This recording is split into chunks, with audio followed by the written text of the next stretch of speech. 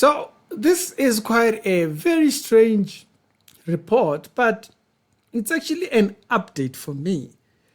When TB Joshua passed away, I did come here and I brought out this question.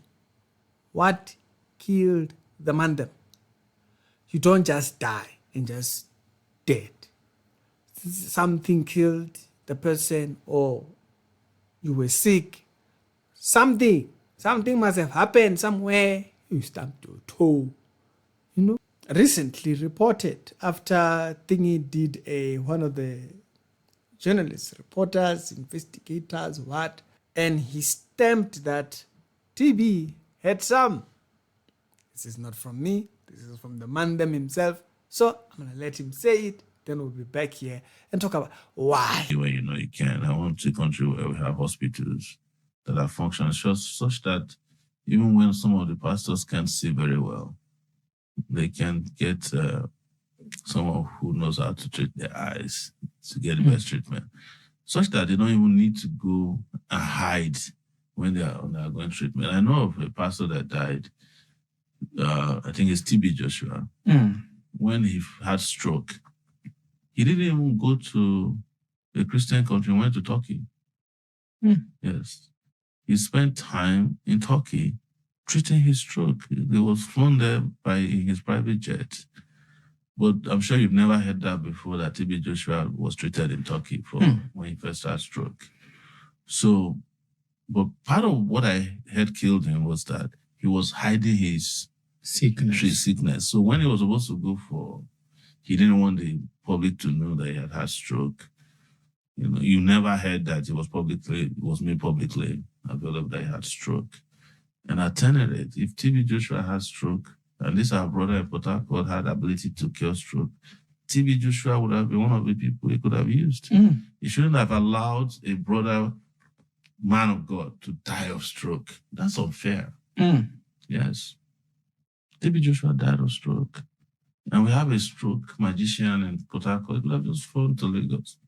Place his hand on TB Joshua. We would have had TB Joshua with us today.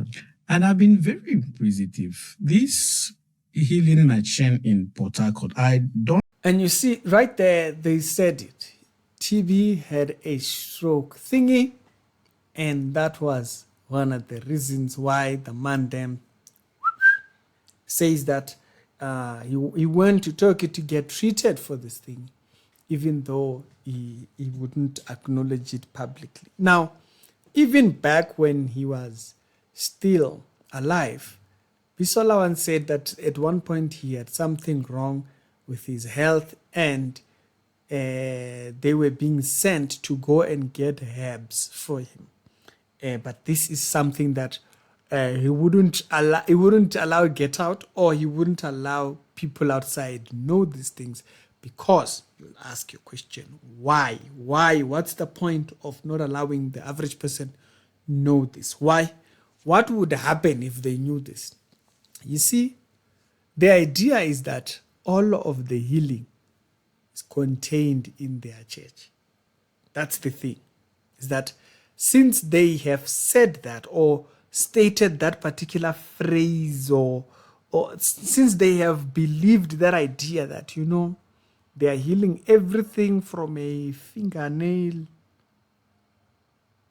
knees, arthritis, stroke, everything. There's nothing they don't heal them. Because of that, if he is sick, it would just be off. Now, there's nothing off about being sick. You are in the body, you're going to get sick. It's just the nature of earth. It's the nature of earth after the fall of man. But because these people have a terrible theological understanding and they have taught others nonsense. Know what? Because they've taught others nonsense. This is why when you would die, till now, there's people that don't know what killed TB Joshua. There are people that are going to be happy to dismiss what he said. They will accept all the other investigations he's done concerning politics and what. But when he comes out to say, oh no, yeah, by the way, the leader of the church over there, the man them died because of this. That's when he's wrong. On everything else, he's solid. He's all right. But here, that's the one place where we are not going to think. What changed? Not to say that people don't err, people err. But what killed TB Joshua? Why won't they tell you? He just went, just closed his eyes. Because he had or something. Or because him is like close to God like that. He just closed his eyes, gone. Really? Do you honestly believe that he just closed his eyes and went? For me, it makes sense. Why? Because the teaching that they uphold, the teaching that they believe, it's this idea, and I've said this before here. You see, the worst thing that I can do is create a theology that people should believe because of how my health is like. You've noticed, I'll be here 360 days. Hardly get sick. If I am sick, I'll tell you, give me a week. Your body is either tired or I got a small little flu, nothing big. And after a week, you generally will have me back here. I'm generally not a person who just gets sick. Right? Now, the worst thing I can do is to build a theology around that. Yeah, you see, this is how. And that's the thing. That's what built the health and prosperity gospel. It's people that, like me, building these ideologies without noting, hey, man, it's just your genetics. Your genetics are just like that. Mandem just does not get that easily sick. We shouldn't be building entire theological ideas and agendas to sell people on this idea of what we are. We should be careful to do that. We should be careful to peddle these ideas to other people who might not have that well of health. But what happens mostly is people like me who peddle these ideas. Then you have people that build churches around that health and wealth, prosperity. And so, if they were to tell you that TB Joshua was sick, to them, it disqualifies him praying for others' healing. No, but if you were to read your Bible, like if you properly read it, go read it. Timothy had an issue that was not prayed for. It was dealt with by drinking a little bit of alcohol. He said, yeah, you have a stomach issue. Please drink a little bit of thingy over there. It will sort out your stomach. It will settle it up. Simple, cut straight. These bodies are not immortal. These bodies are yet to receive their day of redemption. When we got salvation, we got the spirit man was saved. And then sanctification commits us to a life of committing our works to righteous living. That's sanctification. Then just glorification is when the body now joins that resurrection and then boom. But because people have a wrong theological position concerning that, or they don't know what they believe concerning that, that's why they have to lie. What killed TB Joshua? They won't tell you. There's an answer. There's an answer there.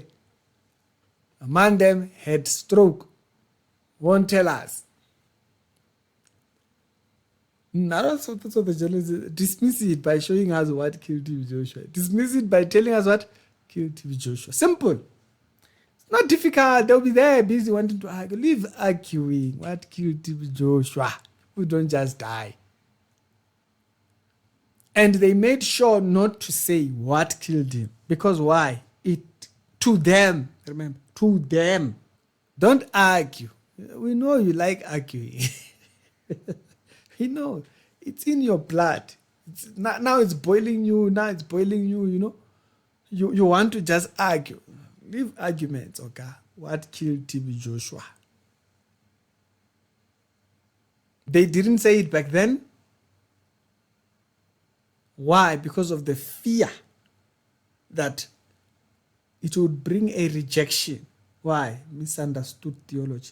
They had a twisted theology. They still hold to it. They tell people, leave this. The doctors give you this. Don't take it. Whereas they know very well. You can listen to Bisola on that particular thing. She mentioned how they would better these people's thingy. What killed TB Joshua? Sahara reporters just reported on it. Structurally showed Daily Christian Commentary. Is it the truth? Comes out eventually. Eventually it comes out.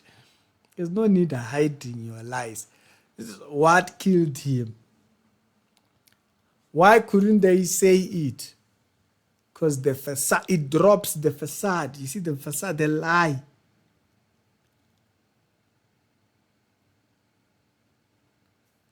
The lies in their theology, it completely breaks all of that stuff from your eyes. Why? Because they hold to a false teaching.